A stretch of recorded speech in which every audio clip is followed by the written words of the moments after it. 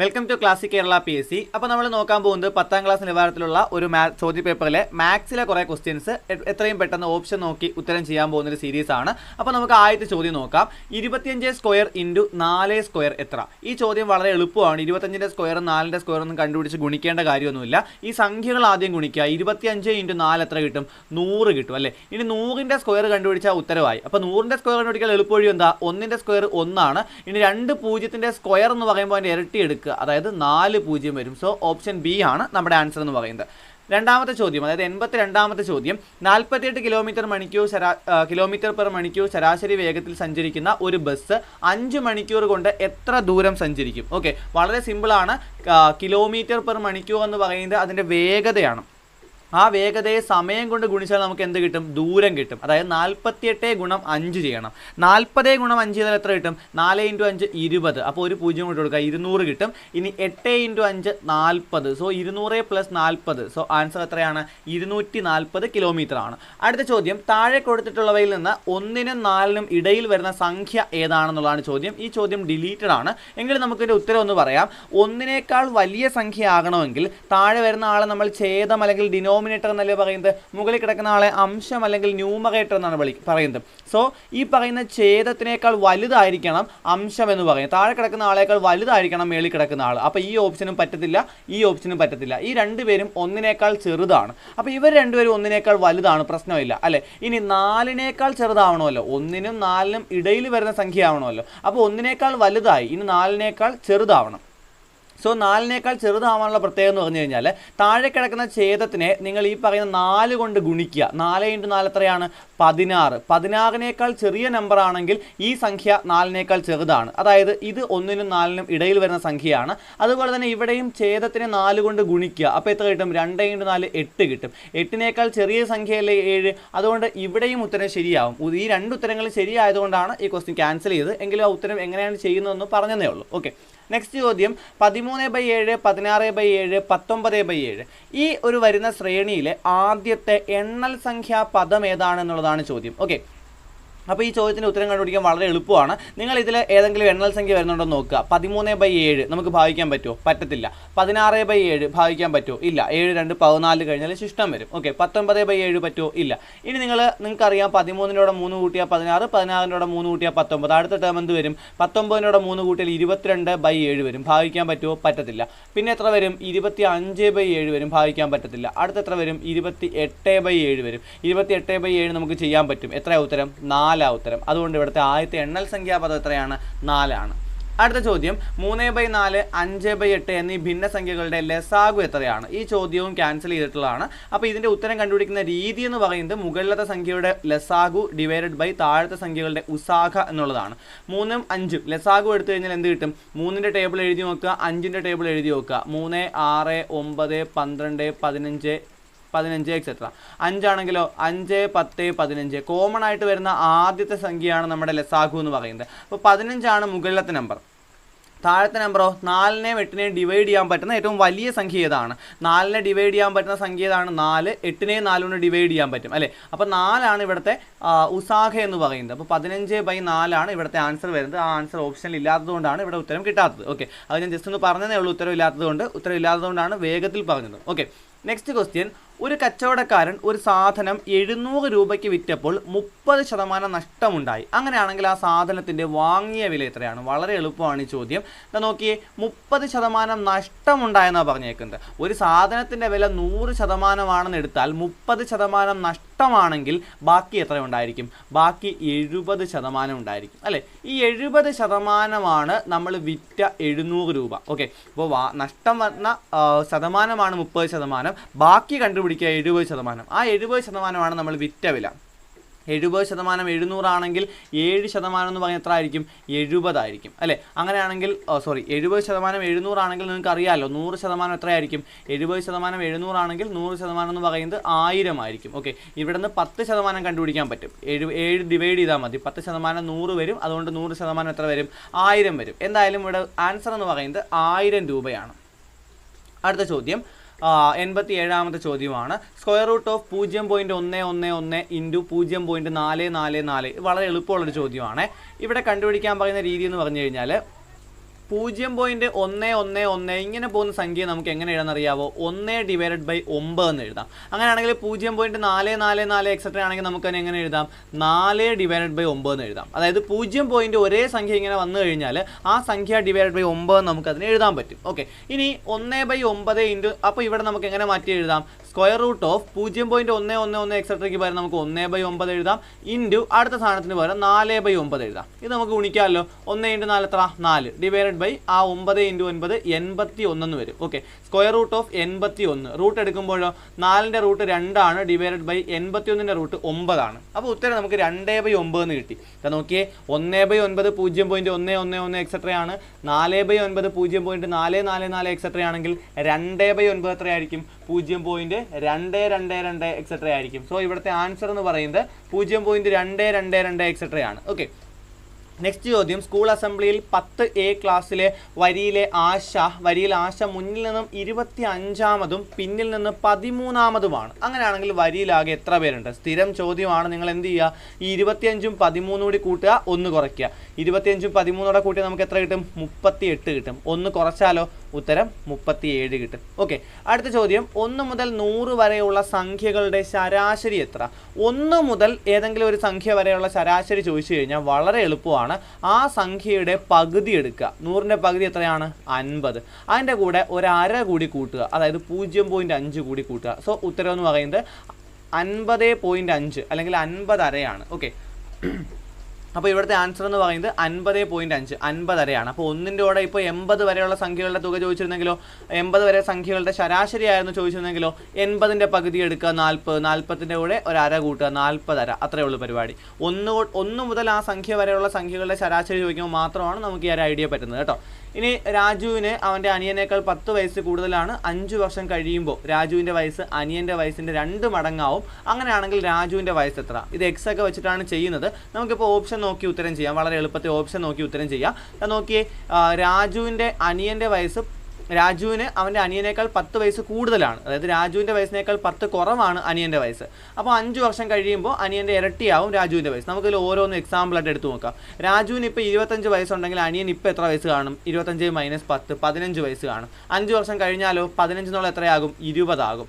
15 എന്നുള്ള എത്രയാകും? ഇവിടെ എഴുതാം, 20 ആകും. ഓക്കെ, 25 എന്നുള്ള എത്രയാകും? 40 ആകും. 25 എന്നുള്ളത് 5 വർഷം കഴിയുമ്പോൾ 30 ആവും. 20ന്റെ ഇരട്ടിയാണോ 30? അല്ല, 20ന്റെ ഇരട്ടി 40 ആണ്. അപ്പോൾ ഈ ഓപ്ഷൻ പറ്റത്തില്ല. അപ്പോൾ എന്താ ഞാൻ ചെയ്തത്? 25ന്റെ 10 കുറച്ചു 15. ഇനി 2ലും 5 കൂട്ടി, 15 5 20, 25 5 30. 20ന്റെ ഇരട്ടി 30 അല്ലാത്തതുകൊണ്ട് 20ന്റെ 2 മടങ്ങല്ലല്ലോ 30. അതുകൊണ്ട് ആ പരിപാടി ക്ലോസ് ചെയ്തു. ഇനി അടുത്ത ഓപ്ഷൻ നോക്കാം, 15. 15ന്റെ 10 കുറച്ച് എത്ര കിട്ടും? 5 കിട്ടും അല്ലേ? അപ്പം 15ന്റെ 5 കൂട്ടുക, 5ന്റെ 5 കൂട്ടുക. 15ന്റെ 5 കൂട്ടിയാൽ 20, 5ന്റെ 5 കൂട്ടിയാൽ 10. 10ന്റെ ഇരട്ടിയാണല്ലോ 20. സോ ഈ ഓപ്ഷനാണ് കറക്റ്റ് ആയിട്ട് വരുന്നത്. ബാക്കി ഓപ്ഷൻ നോക്കേണ്ട കാര്യമില്ല. ഓക്കെ, അടുത്ത ചോദ്യം. 100 × 83 × 39. ഓക്കെ, അപ്പോൾ ഈ ഇതിനെ 9 കൊണ്ട് ഹരിച്ചാലുള്ള ശിഷ്ടമാണ് ചോദിച്ചിരിക്കുന്നത്. നിങ്ങൾ എന്ത് ചെയ്യുക? ഓരോ സംഖ്യയുടെയും ശിഷ്ടം പറയുക.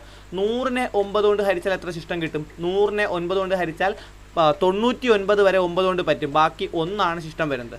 83 ചെയ്താലോ 81 വരെ 9ന്റെ ഗുണിതമാണ്. ബാക്കി 2 പേര് ശിഷ്ടം. 39 ചെയ്താലോ 4 9 36. ഇനി 1 ആണ് ശിഷ്ടം വരുന്നത്. ചിലർ പറയും ഈ സംഖ്യ അങ്ങ് കൂട്ടിയാൽ മതിയെന്ന്. 1 + 2 3, 3 3 6. ഇവിടെ ഈ ഉത്തരം ശരിയാണ്. അവിടെ 6 ആണ് ഉത്തരം വരുന്നത്. പക്ഷേ ഇത് കൂട്ടുമല്ല വേണ്ടത്, ഇവിടെ ഗുണിക്കുക തന്നെയാണ് വേണ്ടത്. ഓക്കെ, ഇവിടെ ഗുണനമായതുകൊണ്ട് ഇവിടെയും ഗുണനം തന്നെയാണ്. പക്ഷേ ഇവിടെ കൂട്ടിയാലും ഗുണിച്ചാലും ഒരേ ഉത്തരം കിട്ടും കണ്ടോ. 1 2 2 2 3 6. അതുകൊണ്ടാണ് മറ്റുള്ളവർ പറയുന്നത് ശരിയാവുന്നത്. പക്ഷേ കൂട്ടിക്കഴിഞ്ഞാൽ എല്ലായിടത്തും ശരിയാവണമെന്നില്ല. സോ ഇവിടെ ഗുണനമാണെങ്കിൽ ഇവിടെ എന്ത് തന്നെ ചെയ്യുക? ശിഷ്ടങ്ങൾ തങ്ങളിൽ ഗുണിക്കുക. 1 2 2 2 3 6. അങ്ങനെയാണ് 6 ഉത്തരവായിട്ട് വരുന്നത്. ഇവിടുത്തെ ചോദ്യം 6ന് 210 വന്നാൽ 10ന് എന്താണ്? ഓക്കെ, കുറച്ച് വെറൈറ്റി ഉള്ള ചോദ്യമാണ്. ഇവിടെ 6നെ 210 ആക്കിയത് എങ്ങനെയാണെന്നറിയാവോ? 6ന്റെ ക്യൂബ് എടുത്തു. 6ന്റെ ക്യൂബ് എന്ന് പറഞ്ഞാൽ 6 × 6 × 6 ആണ്. 6 × 6 36, 36 × 6 ചെയ്യുമ്പോൾ 216 കിട്ടും. ആ 216ൽ നിന്ന് ഈ 6 അങ്ങ് കുറയ്ക്കുക. 216ൽ നിന്ന് 6 കുറച്ചപ്പോഴാണ് എത്ര കിട്ടിയത്? 210 കിട്ടിയത്. ഇതേ പരിപാടി ഇവിടെ ചെയ്താൽ പോരെ? 10ന്റെ ക്യൂബ് എന്ന് പറയുമ്പോൾ 10 × 10 100, 100 × 10 എത്ര? 1000. ഈ 1000ൽ നിന്ന് ഈ 10 കുറച്ചാൽ എത്ര കിട്ടും? 990 കിട്ടും. ഓക്കെ, അടുത്ത ചോദ്യം 57 + 61 ഈ ഒരു സാധനം ചെയ്തു നോക്കാനാണ് പറഞ്ഞേക്കുന്നത്. അപ്പോൾ നമുക്ക് വേഗം ഒന്ന് കൂട്ടാം. 57 + 61 65 69 73 77 കൂട്ടാനും എളുപ്പവഴിയുണ്ട്. 7 3 10 ദാ 9 1 10 അങ്ങനെ 10 10 20 ഈ 5 കൂട്ടിയില്ല 25 25 7 32 ആണ് കൂട്ടുമ്പോൾ കിട്ടുന്നത്. ഓക്കെ നെക്സ്റ്റ് 5 3 8 8 + 6 14 14 6 20 20 6 26 26 7 26 7 33 37 3 7 40 കിട്ടും. സോ 402 ആണ് ഇവിടുത്തെ ഉത്തരം. അപ്പോൾ ഇവിടെ എന്താ വന്നു? മുകളിൽ 402 ഭാഗം 30 എന്ന് വന്നു. ഡിവൈഡ് ചെയ്യാൻ എളുപ്പവഴി പറഞ്ഞുതരാം. നോക്കിയേ 402 ഭാഗം 30 എന്നുള്ളതാണല്ലോ. ഈ 30ന്റെ ഒരു 0 കിട്ടുക, ഇവിടെ ഒരു പോയിന്റ് കൊടുക്കുക. ഓക്കെ 2 0 വെട്ടിയിരുന്നെങ്കിൽ 2 സ്ഥാനം മാറ്റി പോയിന്റ് കൊടുക്കേണ്ടി വന്നേനെ. അപ്പോൾ ഈ സാധനം എങ്ങനെ മാറി? 40.2 / 3 എന്നായി. 40.2 / 3. ഇനി ചെയ്യാം. 4ൽ എത്ര 3 ഉണ്ട്? ഒരു 3. ദാ 4 - 3 1 0 താഴോട്ട് ഇറക്കി. 10ൽ എത്ര 3 ഉണ്ട്? 3 3 9. വീണ്ടും 1 കുറച്ചു. അപ്പോൾ ഇനി പോയിന്റിന് ശേഷമുള്ള ആളെയാണ് താഴെ എടുക്കേണ്ടത് അല്ലേ? അപ്പോൾ മുകളിൽ ഒരു പോയിന്റ് അങ്ങ് കൊടുക്കുക. ഇനി 12ൽ എത്ര 3 ഉണ്ട്? 4 3 12. സോ ആൻസർ എന്ന് പറയുന്നത് 13.4 ആണ്. ഓക്കെ മനസ്സിലായെന്ന് വിചാരിക്കുന്നു. നെക്സ്റ്റ് ഒറ്റയാനെ കണ്ടെത്തുക. വളരെ എളുപ്പമാണ്. ബാക്കി 3 പേര് ഒറ്റ സംഖ്യയും അടുത്ത ആൾ ഇരട്ട സംഖ്യയുമാണ്. അപ്പോൾ നമുക്ക് എത്ര ഉത്തരം കൊടുക്കാം? 164 ആണ് ഇവിടുത്തെ ആൻസർ ആയിട്ട് വരുന്നത്. ഓക്കെ നെക്സ്റ്റ് ചോദ്യം -2 1 6 13 അടുത്ത സംഖ്യ എത്ര? -2ൻ്റെ കൂടെ 3 കൂട്ടുമ്പോഴാണ് നമുക്ക് എത്ര കിട്ടുന്നത്? 1 കിട്ടുന്നത്. അത് അറിഞ്ഞുകൂടെങ്കിൽ പോലും അതങ്ങ് വിട്ടേക്കുക. 1ൻ്റെ കൂടെ 5 കൂട്ടിയാൽ 6 കിട്ടും. 6ൻ്റെ കൂടെ 7 കൂട്ടിയാൽ 13 കിട്ടും. 13ൻ്റെ കൂടെ ഇനി എത്ര കൂട്ടണം? 9 കൂട്ടണം അല്ലേ? സോ ആൻസർ എന്ന് പറയുന്നത് 22 ആണ്. 8 ഭാഗം 125 തുല്യമായത് ഏതാണ്? അപ്പോൾ ഇവിടെ ഉത്തരം നോക്കിയേ, എല്ലാം 64ൻ്റെ കളിയാണ് അല്ലേ? 64നെ പോയിന്റ് കൊടുത്ത് മാറ്റിയേക്കുവാണ്. അപ്പോൾ നിങ്ങൾ ആലോചിക്കുക, ഈ പറയുന്ന താഴെ കിടക്കുന്ന 125നെ 64 കൊണ്ട് ഗുണിച്ചാൽ എത്ര കിട്ടുമെന്ന് ജസ്റ്റ് നോക്കാം. 125നെ 64 കൊണ്ടൊന്ന് ഗുണിക്കുവാണേ. 5 4 20 2 4 8 2 10 1 4 4 1 5. ഇവിടെ ഗുണിച്ച് നോക്കിയാൽ 5 6 30 2 6 12 3 15 1 6 6 1 7 0 0 5 5 10 ഒരു ശിഷ്ടം 8. 8000 കിട്ടി എന്ന് വെച്ചതിൻ്റെ അർത്ഥം എന്താ? 8000 ഡിവൈഡഡ് ബൈ 125 ആണ് 64. ഇനി എനിക്ക് വേണ്ടത് 8 ആണല്ലോ. 1 0 വെട്ടി 2 0 വെട്ടി 3 0 വെട്ടി. മൊത്തം എത്ര 0 വെട്ടുന്നത്? 3 0. സോ 3 സ്ഥാനം മാറ്റി കുത്തിടണം. 64 1 2 3 3 സ്ഥാനം മാറ്റി കുത്തിട്ടാൽ എത്ര വരും? 0.064 എന്ന് വരും. അതാണ് ഇവിടുത്തെ ഉത്തരം എന്ന് പറയുന്നത്. ഓക്കെ നെക്സ്റ്റ് ചോദ്യം. ഈ ഒരു സാധനം ചെയ്യാനാണ് ബോട്ട് മാസ് ആണ് നമുക്കറിയാം അല്ലേ? അപ്പോൾ ആദ്യം എന്ത് ചെയ്യുക? മൾട്ടിപ്ലിക്കേഷനും ഡിവിഷനും ഗുണനവും ഹരണവും ചെയ്യുക. 3 × 25 എത്രയാണ്? 75 ആണ്. എപ്പോഴും ഇങ്ങനെയാണ് കേട്ടോ. ഗുണനവും ഹരണവും വേണം ആദ്യം ചെയ്യുക.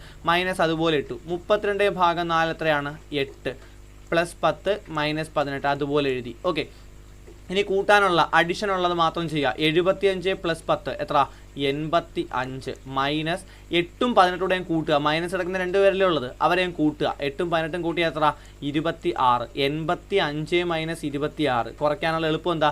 85 ന്ന് 25 കുറച്ച് നോക്കിയേ 60 കിട്ടും. ഒരാളവിടെ കുറയ്ക്കാനില്ലായിരുന്നോ? ആ 60ൽ നിന്ന് 1 കുറച്ചാൽ 59 ആണ് ആൻസർ വരുന്നത്. ഓക്കെ 225 മീറ്റർ നീളമുള്ള ഒരു തീവണ്ടി മണിക്കൂറിൽ 54 കിലോമീറ്റർ പെർ വേഗത്തിൽ സഞ്ചരിക്കുന്നു. പാതവക്കിലെ ഒരു പോസ്റ്റിനെ തരണം ചെയ്യാൻ എത്ര സമയമെടുക്കും? ഇതുപോലൊരു ചോദ്യം മുമ്പും ഈ ചാനൽ വീഡിയോ ആയിട്ട് ചെയ്തിട്ടുണ്ട്. അപ്പോൾ മീറ്ററിൽ ഒരാളെ കണ്ടു കഴിഞ്ഞാൽ വേഗത്തിനെയും മീറ്ററിലാക്കുക. മീറ്ററിലാക്കാനുള്ള എളുപ്പ വഴി ഞാൻ പറഞ്ഞിട്ടുണ്ട്. 54നെ 5/18 കൊണ്ട് ഗുണിക്കണം എപ്പോഴും. ഓക്കെ കിലോമീറ്റർ പെർ മണിക്കൂറിനെ മീറ്റർ പെർ സെക്കൻഡിലാക്കാൻ 5/18 കൊണ്ട് ഗുണിക്കുക.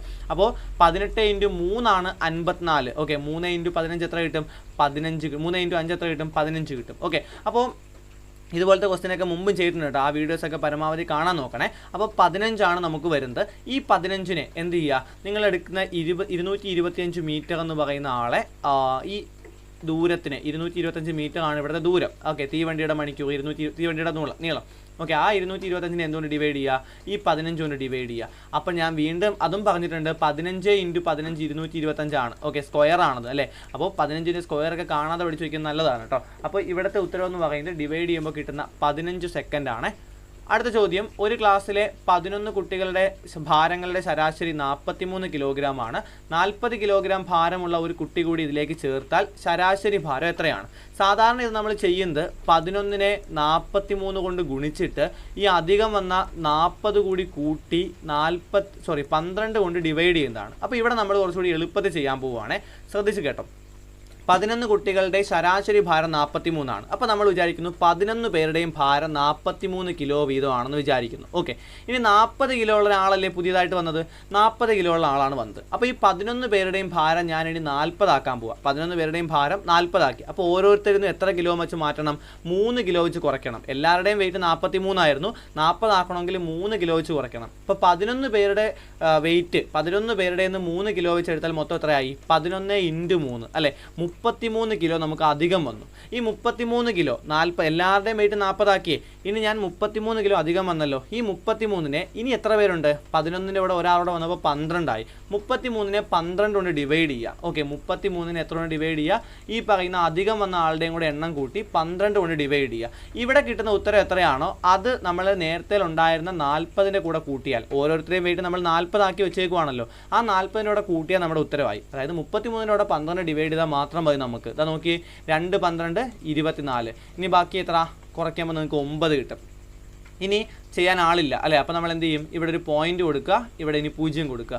90 എത്ര 12 ഉണ്ടെന്ന് നോക്കുക. 90 എത്ര 12 ഉണ്ട്, നമുക്കിവിടെ ഓപ്ഷൻ നോക്കിയാൽ അറിയാം. 40 കഴിഞ്ഞിട്ട് ഈ കിട്ടുന്ന ഉത്തരം കൂടി കൂട്ടണമല്ലോ. അപ്പോൾ 42 ആയി. 42 കിലോ ഉണ്ട്, അത് തെറ്റാ, കാരണം പോയിന്റിന് ശേഷം ഉത്തരം വരുന്നുണ്ട്. 40 കിലോയും തെറ്റാ. അപ്പോൾ 7 ആണോ 5 ആണോ നോക്കിയാൽ മതി. നിങ്ങൾക്കറിയാം 12 × 7 ചെയ്യുമ്പോൾ നിങ്ങൾക്ക് എത്ര കിട്ടും, 84 കിട്ടും. സോ ഇവിടെ വരുന്നത് 7 12 84, കുറച്ചാൽ 60 കിട്ടും. വീണ്ടും 0 കൊടുക്കാം, 5 12 60. സോ 40നോടെ 2.75 കൂട്ടുമ്പോൾ 42.75 ആണ് ഇവിടെ ആൻസർ വരുന്നത്. ഓക്കെ, അടുത്ത ചോദ്യം വളരെ എളുപ്പമാണ്. 64 ഛേദത്തിലുള്ളതുകൊണ്ട് എല്ലാവരെയും 64 ആക്കാൻ നോക്കാം. 2നെ 64 ആക്കണമെങ്കിൽ 32 കൊണ്ട് ഗുണിക്കണം അല്ലേ. ഇപ്പോൾ മുകളിൽ 32 കൊണ്ട് ഗുണിക്കുക, 1 × 32 എത്രയാണ്, 32 പ്ലസ് ഇനി 16നെ 64 ആക്കാൻ 4 കൊണ്ട് ഗുണിക്കണം. അപ്പം 3നെയും 4 കൊണ്ട് ഗുണിക്കുക, 3 × 4 12, 32 പ്ലസ് 12.